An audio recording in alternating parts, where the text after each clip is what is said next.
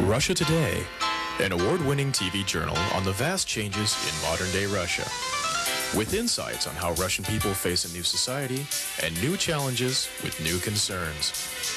American and Russian guests cover social issues, politics, economics, and the arts, promoting dialogue and diverse points of view.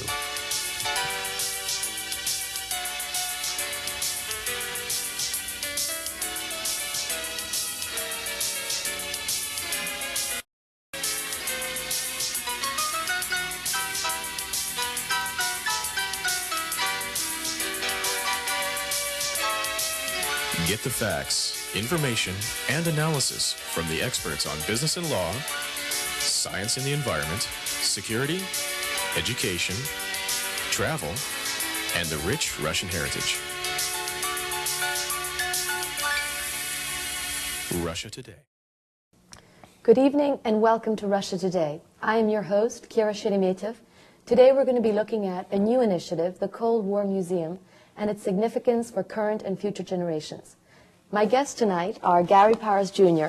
Gary is the chairman and co-founder of the Cold War Museum and is also the son of Gary Powers Sr., who was shot down over Russia in 1960 in a U-2 reconnaissance plane of the United States, which resulted in a major political event, if not conflagration. John Welch is the co-chair, is that correct? Co-founder and vice chair. Co-founder and vice chair of the museum and has a background in nonprofit development and also serves with the Council on Foundations. That's right. Georgi Orlov is the European and Russian liaison for the Cold War Museum and has a background in aeronautical engineering. Gentlemen, welcome. Thank you. Thank you. Pleasure to be here. Let me ask you first, Gary. Tell us a little bit about the museum, the Cold War Museum. What is it and how did it begin? Well, the Cold War Museum is a 501c3 nonprofit charity dedicated to preserving Cold War history. It was founded in 1996 here in Fairfax, Virginia, and there are three main goals. The first goal is to establish a permanent facility here in the Washington area to display artifacts associated with the Cold War. The second major goal is to have a reference library and online website. The website is up and running, www.coldwar.org, and the library will help to maintain the historical accuracy of the Cold War. The third goal is to have a Cold War memorial to honor the veterans who sacrificed, fought, and who some of which died during this conflict. So what is the Cold War Museum today? It's an internet website. And is it traveling exhibits? What else can we see when we see the Cold War Museum today? The Cold War Museum consists of three components. We have a Cold War spy tour of Washington, D.C. that we host about once every 4 to 6 weeks around the year. The spy tour goes throughout Washington, D.C., Maryland, and Virginia, and highlights different espionage sites, safe houses, drop points, and other clandestine sites that were used during the Cold War. The second part of the museum is a traveling exhibit on the U-2 incident of May 1st, 1960. I want to come back to that U-2 incident in a little bit.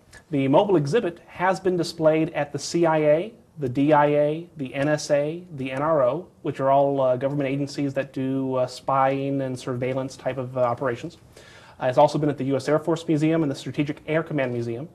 Where is it currently? It's currently in Texas, Lubbock, Texas, at the Texas Air Museum. And where is it going next? Do you know yet? Over the next year, it'll be traveling to the Allied Museum in Berlin, the Newseum in Arlington, Virginia, and the Museum of Flight in Seattle, Washington.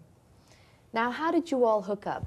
I have two co-founders here, John and Gary. Tell me how you came together to put this together. I'll give that one to you. Yeah, Gary and I started out by going to college together. Actually, we were in graduate school at George Mason University, and Gary had a concept for doing something actually with regard to his father and to the U-2 incident, and we started out that way. And really just sitting together over a couple of beers, we decided that it was a great idea to put some kind of organization together, and as it evolved, it became the Cold War Museum. And how did we get Georgi Orlov involved in this effort? Georgi, you're deeply involved with the Russian and European aspect. You are from Uzbekistan. Yes, I am originally from native Uzbekistan. Russian speaker. Right.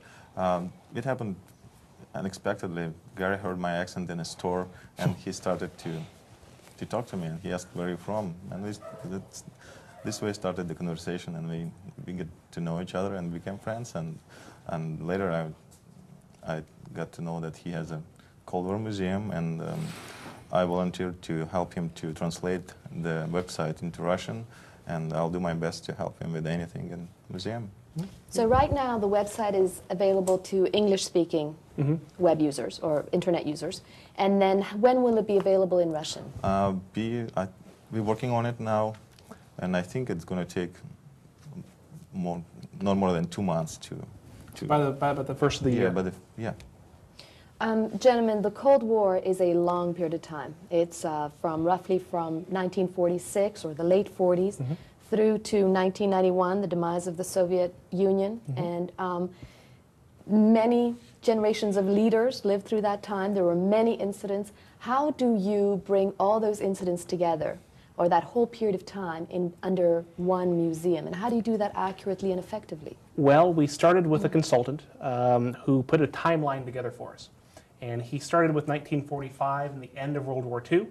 Then we just plotted out the events. Tell me some of those events. What are the Potsdam highlights? Agreement, the Marshall Plan that laid the framework, 1949, the first Soviet exploding of an atomic bomb, the 50s with the Korean War, the space race, the arms race, the missile gap, the bomber gap, up into the 60s and 70s with the Vietnam War, the Afghan War, into the late 70s, early 80s under Ronald Reagan with Star Wars, SDI, under Gorbachev with the Glasnost and Perestroika, then ultimately the collapse of the Soviet Union, which was preceded by the fall of the Berlin Wall and the reunification of Germany. Those are the highlights of what displays will be in the museum when we have a permanent facility.